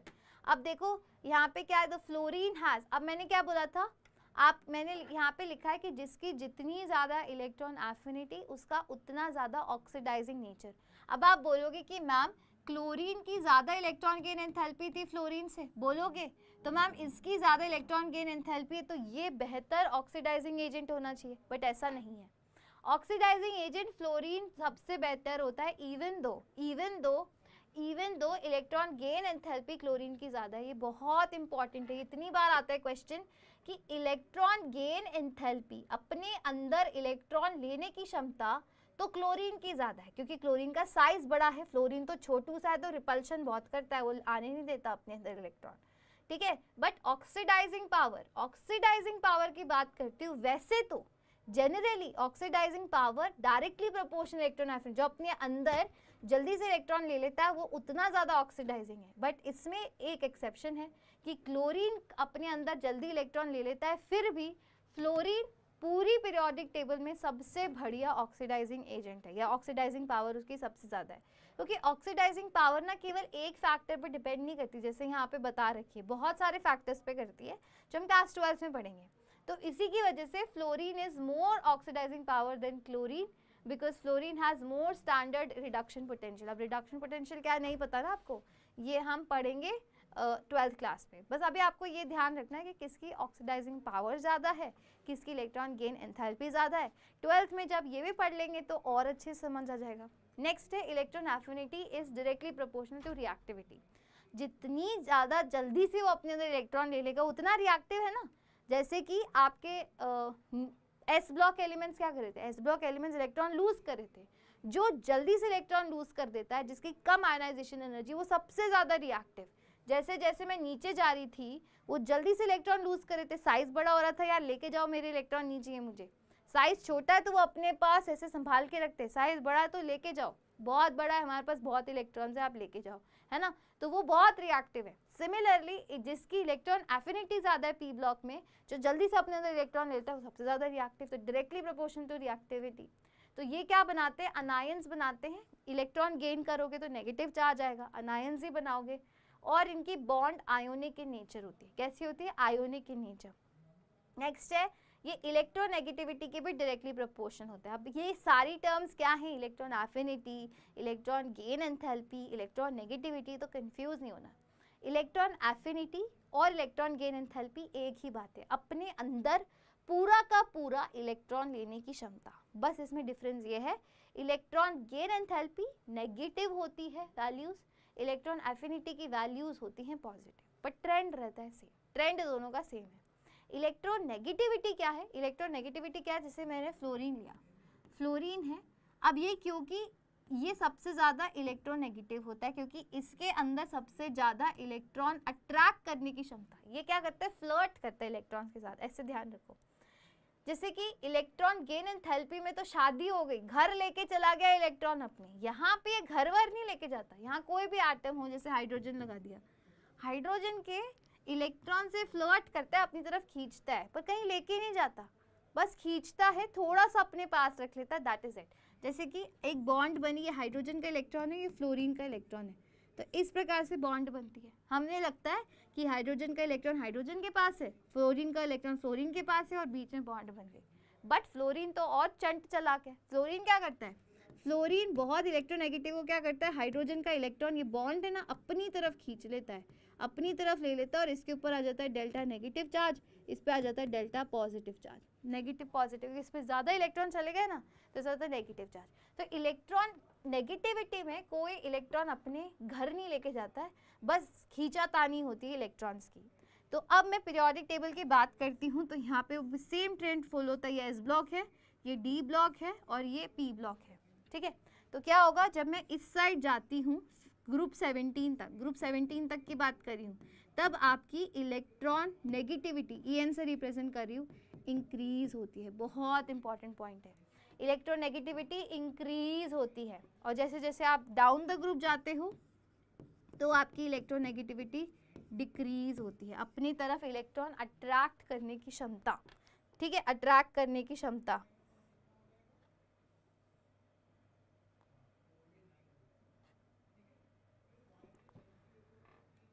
ये बच्चा आपका क्या क्वेश्चन है वैभव मैम, आपको रैंक प्लस कैसे पता चला?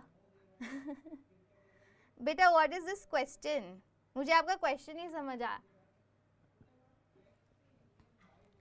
इलेक्ट्रोनेगेटिविटी समझ आ गई? जैसे जैसे हम इधर 17 की तरफ जाते हैं इलेक्ट्रोनेगेटिविटी ज़्यादा होती जाती है। वैभव दोबारा से क्वेश्चन पूछे, समझ नहीं आया। एलिमेंट्स ऑफ हाई, मेरे को कैसे पता चला रैंक प्लस का, इसका क्या मतलब है? Elements of high electron affinity form oxide and hydroxides which are acidic in nature.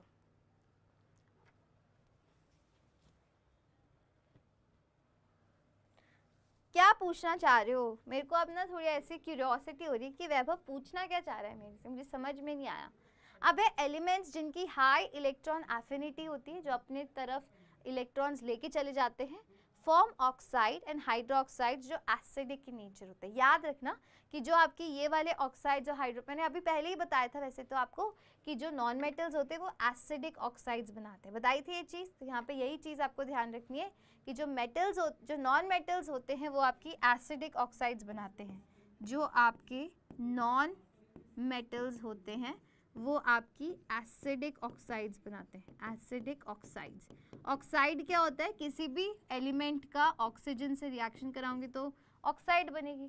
तो इनकी ऑक्साइड्स एसिडिक होती है, तो जिनकी इलेक्ट्रॉन एफिनिटी ज़्यादा है वो एसिडिक ऑक्साइड बनाते हैं। और ज़्यादा किसकी होती है? नॉन मेटल्स की। तो हम कंक्लूजन लिख सकते हैं नॉन मेटल्स की होती है एसिडिक ऑक्साइड्स, जिनकी ज़्यादा इलेक्ट्रॉन एफिनिटी उनकी एसिडिक ऑक्साइड्स होती है। बेटा आई वर्क हियर, मुझे कैसे पता चला? आपको कैसे पता चला? आप मुझे ये बताओ। मुझे कैसे पता चला? आई वर्क हियर बच्चा, मुझे तो पता ही होगा ना रैंक प्लस के बारे में, मुझे नहीं पता होगा। आपको कैसे पता चला ये बताओ।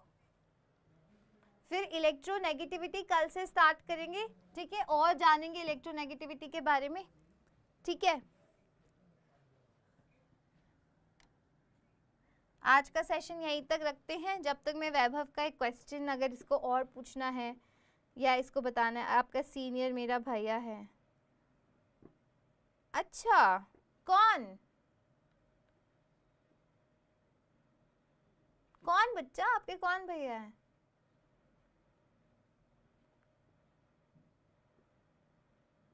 मेरे सीनियर?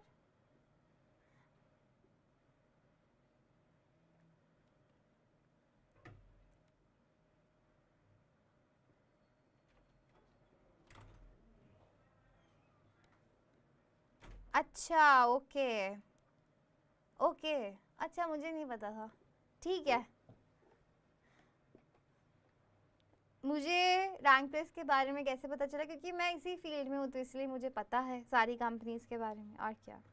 चलो आज का सेशन इतना ही रखते हैं। I will see you the next video. और कोई डाउट्स हो तो पूछ लेना। डाउट सेशन आपका ट्यूसडे को आई गेस शेड्यूल्ड है 10 तारीख को, तो लेके आना। डाउट्स पहले से भेज देना मुझे, ठीक है। That is it.